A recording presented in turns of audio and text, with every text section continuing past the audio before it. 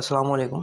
अच्छा जी, यहाँ तक तो हम लोग जो है वो पढ़ चुके थे, performance of contract of sales of good act. ठीक है जी, अब हमें पढ़ना है डिलीवरी ऑफ गुड्स सोल्ड। ठीक है, जो सामान बेच दिया गया है उसकी डिलीवरी के प्रोसेस के बारे में क्या करना है, अब हमें थोड़ा सा डिस्कस करना है। सबसे पहली चीज़ जो हमारे पास आती है वो है डिलीवरी मे बी एक्चुअल और कंस्ट्रक्टिव। ठीक है, एक्चुअल जो है कि आपने प्रैक्टिकली जो है वो सामान क्या कर दिया है, हैंड ओवर कर दिया हो। ठीक है, क्लियरली लिखा हुआ है क्या कि आपने सामान क्या कर दिया हो, उनके हैंड ओवर कर दिया हो। लेकिन कंस्ट्रक्टिव में क्या होता है, सिंबॉलिकली एक्शंस होते हैं, जिसका मतलब ये है कि आपको उसका पोजेशन दे दिया गया। ठीक है, लेकिन क्या है कि अभी बाय प्रैक्टिकल नहीं है। ठीक है, बज़ाहिरी तौर पे उन्होंने कह दिया है कि अब आप इसको क्या करें, यूटिलाइज़ करें, अब ये चीज़ आपकी हो गई है, लेकिन वो बिल्कुल आपके नाम नहीं कर दी गई। एज आ फॉर एग्ज़ाम्पल कि आपने कोई घर रेंट पे ले लिया। ठीक है, तो आपको तो दे दिया गया लेकिन आपके नाम नहीं किया गया है। ठीक है, आपके लिए है कुछ वक्त की इस तरह की कहानी। फिर आपके पास जो है वो क्या आता है, बायर रिक्वेस्ट ऑफ डिलीवरी, कि बायर ने क्या की हो, रिक्वेस्ट की हो कि इस तरीके से डिलीवर किया जाए, या एक क्रिएटिव जो है या एक अलग सी जो है वो रिक्वेस्ट कर दी जाए कि अकॉर्डिंग टू कॉन्ट्रैक्ट जो है आपको डिलीवरी करनी है, फ़लानी डेट को ही डिलीवरी करनी है, तो अकॉर्डिंग टू इट ये काम हो। ठीक है, फिर है डिलीवरी टाइम या time of delivery. Time of delivery जो है वो क्या होती है, डिपेंड करती है कि आपको वो डिलीवरी जो है वो किस टाइम पर किस हद तक चाहिए। ठीक है, कभी कभी बहुत अर्जेंट होती है तो हम उसे कहते हैं कि भाई हैंड टू हैंड अभी हो जाए। ठीक है, कुछ में जो है वो क्या लगती है, थोड़ी सी देर लगती है। अच्छा, इसमें एक वर्ड है इमीडिएटली, और इसको जो है वो फोर्थ विद भी कहा जाता है। ठीक है, without any loss of time जो क्या किया जाए, ये मुनासिब वक्त पर उसको पहुंचा दी जाए। ठीक है, अच्छा, फिर आपके पास होती है place of delivery. Place of delivery ये कि आपको किस जगह पर वो डिलीवर किया जाए। मेक इट सिंपल, बहुत आसान है। कॉस्ट ऑफ डिलीवरी, उसकी जो डिलीवरी कॉस्ट है वो किसके ऊपर है, अकॉर्डिंग टू इट, के पहले तो वो बेसिक सेलर पे है। ठीक है, लेकिन इफ़ सेलर ने जो है वो ये कहा हुआ है कि ये डिलीवरी प्रोसीजर जो है वो क्या है, बायर को ही परचेज़ करने हैं अकॉर्डिंग टू कॉन्ट्रैक्ट जो है वो बनाए हुई है ये बात, तो फिर जो है वो किसे करनी पड़ेगी, आपके बायर को ही करना पड़ेगी। Deliver to the courier. ठीक है, अच्छा, ये कैरियर इस के आपको क्या कर दिया जाए। अच्छा, इसमें थोड़ी सी ना प्रॉब्लम भी है। इस प्रॉब्लम इस तरीके की है कि इसके स्टार्ट में लिखा हुआ है कि हमें ये बात पता है कि जो रिस्क होता है, ठीक है, रिस्क गुड के साथ ट्रेवल करता है। अब सेलर के पास है गुड, तो इट्स मीन से आपकी जो रिस्क है वो किसके पास है, सेलर के पास। वो गुड निकल कर बायर के पास आ गया, यानी कि सामान आपने ख़रीद लिया, तो अब रिस्क क्या हो गया, आपका हो गया। ऐसी सिचुएशंस में हमें क्या करना होता है, हमें इस बात को देखना होता है कि एक्चुअल में रिस्क जो है वो किस तरफ जाएगा। अब एज अ करियर जो है वो आपने जो है किसे दे दिया है, एक इंडिविजुअल को दे दिया है, जिस पे अब वो लगा हुआ है कि वो अब जाएगा तो पहुंचेगा तो होगा। ठीक है जी, इस तरह की क्या होगी सिचुएशंस।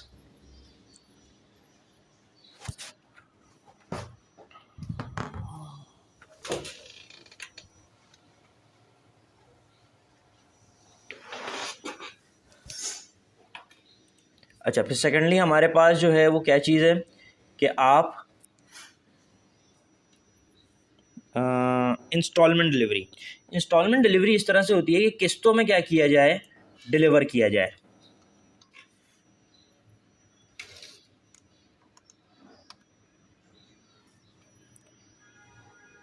पहले जो है वो कुछ हिस्सा पहुंचा दिया जाए, फिर कुछ हिस्सा पहुंचा दिया जाए, इस तरीके से क्या किया जाए, उसे डिलीवर किया जाए सामान को।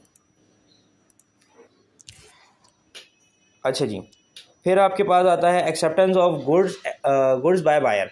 ठीक है, कि अच्छा, ऊपर वाली बातें अब ख़त्म हो गई। ठीक है, अब नई बात आ रही है कि एक्सेप्टेंस बताई जा रही है गुड्स की, कि बायर उसे किस सिचुएशन में क्या करेगा, एक्सेप्ट करेगा। सबसे पहली चीज़ कि बायर जो है वो इन्फॉर्म हो, कि उसे पता हो कि गुड्स को एक्सेप्ट करना है, वो उसके ही हैं। ठीक है, फिर ये बात हो कि जो है आपके क्या हो, एक मुनासिब वक्त में वो सामान आपको क्या किया जाए, डिलीवर किया जाए। कि ऐसा ना हो 4 साल के बाद आ रहा है, भाई हमने कहा था हम दे देंगे, तो दे देंगे मतलब ये थोड़ी हुआ कि आपको इसको लग गए 4 साल। मैंने एक शायद मिस कर दिया है, buyer refusal to take the delivery. Some of the time ऐसा होता है कि बायर जो है वो मना कर देता है कि भाई मैं जो हूँ वो क्या करूँगा, सामान एक्सेप्ट नहीं करूँगा, मुझे नहीं चाहिए। दराज का पार्सल आता है, आप दरवाजे में मना कर देते हैं, नहीं यार ये तो मैंने नहीं मंगाया। क्लियर है? अच्छा जी, ये एक्सेप्टेंस वाली कहानी हो गई। फिर आपके पास आ गया right of unpaired seller. Right of unpaired seller, right जिसको सेलर को पैसे ना दिए जाएं तो वो क्या कर सकता है, तो वो 3 काम कर सकता है। पहला काम है लीन कर ले, राइट टू लीन, सामान अपने कब्जे में रख ले।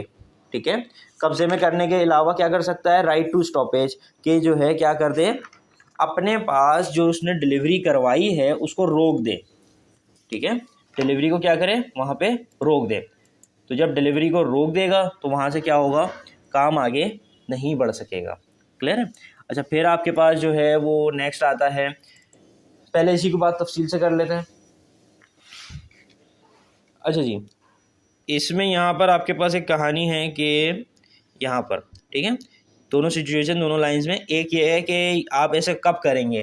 पहली सिचुएशन ऐसी होगी कि आपको जो है वो पे नहीं किया गया, तो आप ये करेंगे। दूसरी सिचुएशन, भाई पैसे ही नहीं दिए, पैसे नहीं दिए तो हम उसको सामान कैसे जाने दें, ले जाने दें। क्लियर है? तो इफ़ आपको पैसे नहीं दिए गए तो आप लीन कर सकते हैं, स्टॉपेज कर सकते हैं या रीसेल कर सकते हैं। 3 पॉइंट्स है। ठीक है। अच्छा, इफ़ ऐसा हो कि आपको जो है वो क्या कर दिया जाए कि वो कहे कि भाई कॉन्ट्रैक्ट का एक्ट था कि आप ऐसे ऐसे डिलीवरी करेंगे, आपने उस तरीके से नहीं की, उस प्रोसेस को उस तरीके से लेकर नहीं गए जिस तरह से आपसे क्या किया गया था, पूछा गया था, बताया गया था।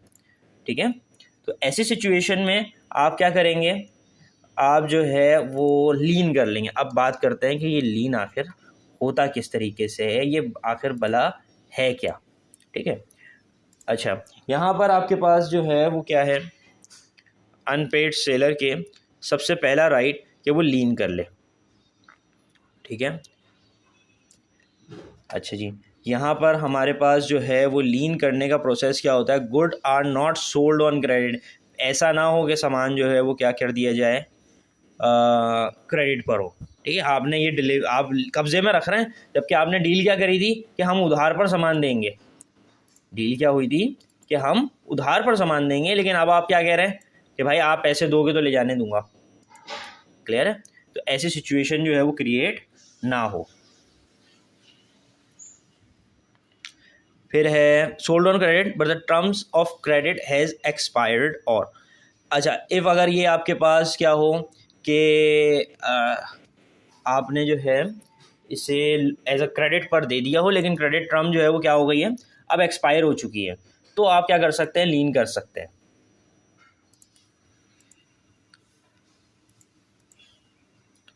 फिर आपके पास आता है द बायर बिकम्स इंसॉल्वेंट। जो ख़रीदने वाला है वो क्या हो जाए, अब इंसॉल्वेंट हो जाए, भाई मैं दिवालिया हो चुका, अब मेरे पास कोई पैसे देने के लिए मौजूद नहीं है। ऐसी सिचुएशन में इंसॉल्वेंसी तो यही होता है ना कि अब उसके पास लोन अदा करने के, उधार अदा करने के पैसे मौजूद ना हों। तो ऐसी सिचुएशन में आप क्या कर सकते हैं, अपनी प्रोडक्ट को वापस अपने पास कब्जे में लीन करके रख सकते हैं।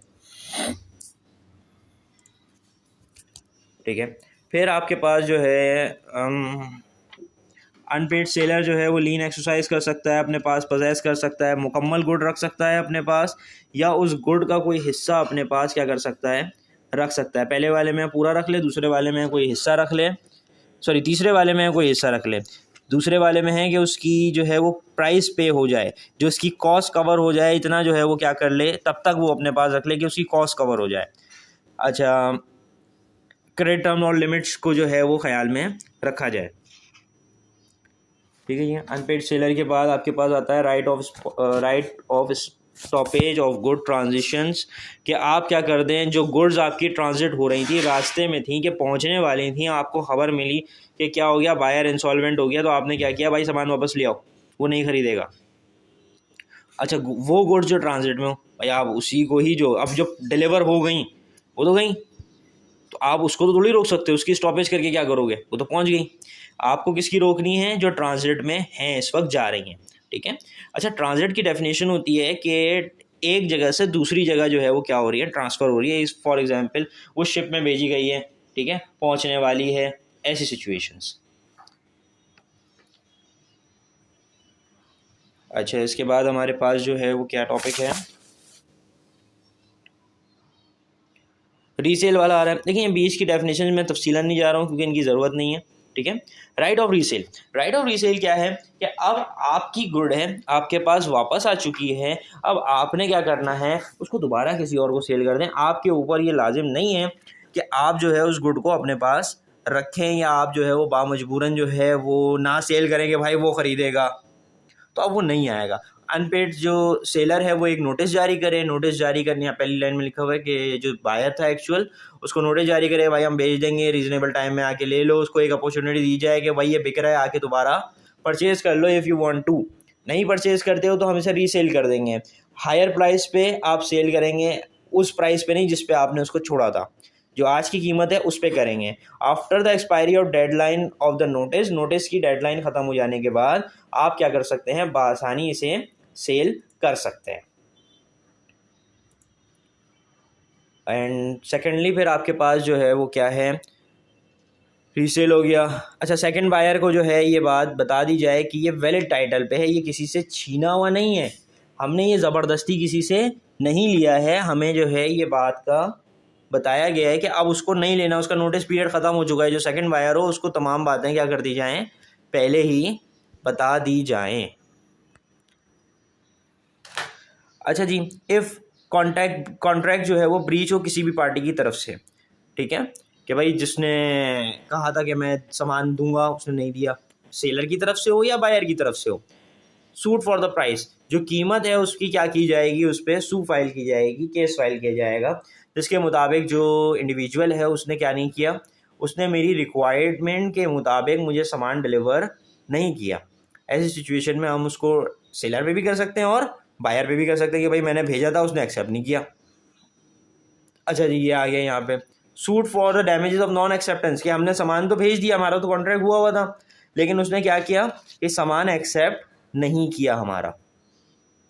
तो इस सिचुएशन में भी भाई हमारा कॉन्ट्रैक्ट हुआ था क्या वो सामान ले लेगा, लेकिन उसने वो सामान लेने से क्या कर दिया, अब इनकार कर दिया। Suit for the non delivery, कि आपने कहा था कि भाई 2 दिन में डिलीवर हो जाएगा, 10 दिन हो गए सामान डिलीवर ही नहीं हुआ। ऐसे सिचुएशन में भी आप क्या कर सकते हैं, सू फाइल कर सकते हैं, केस फाइल कर सकते हैं। Suit for the specific performance, कि आपने कहा था कि ये जहाज़ के पानी के जहाज़ के ज़रिए ही आएगा, ठीक है, ये सामान पानी के जहाज़ के ज़रिए आएगा, या फॉर एग्जांपल आपने कहा कि ये सामान जो है वो एयरप्लेन से आएगा, लेकिन वो उस हिसाब से नहीं भेजा गया।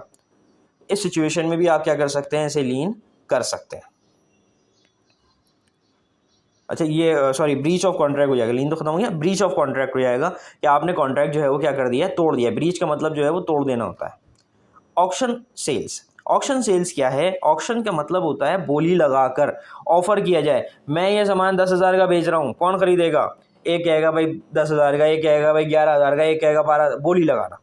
ये बोली जिस तरह से लगाई जाती है ये वो सारा सिस्टम यहाँ पे होता है। देखें, अब इस बोली लगाने की, क्योंकि हमारे पास पूरा चैप्टर है, इसमें चैप्टर नंबर 6 इसी पे पूरा है, ठीक है। प्रोक्योरमेंट भी जो है वो ऑक्शन को ही कहा जाता है। अब वो प्रोक्योरमेंट बेसिकली गवर्नमेंट लेवल क्या है, ऑक्शन है, ठीक है, जिसमें मुख्तलिफ लोग अपने जो है वो क्या देते हैं, पेमेंट्स बताते हैं कि भाई हम इतने का जो है वो परचेज़ करेंगे, हमारे पास ये क्वालिटीज़ हैं, हम इस तरह का एक्सपीरियंस रखते हैं, तो आप हमसे परचेज़ करें, आप हमसे ये करें, आप हमसे ये, इस तरीके से क्या होता है, काम किए जाते हैं। हम 3 से 4 कंपनी को जो है वो ऑक्शन करने के लिए जो है वो कहते हैं, ठीक है।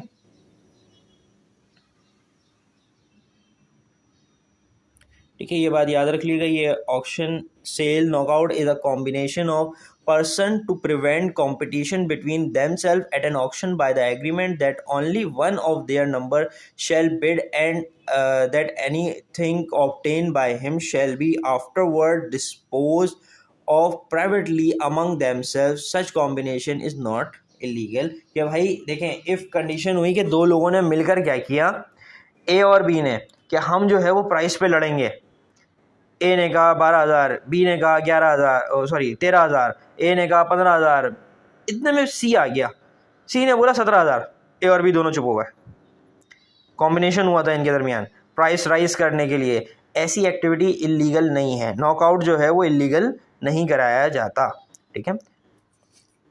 तो आई होप कि यहाँ तक आपको ये चैप्टर समझ आ गया होगा।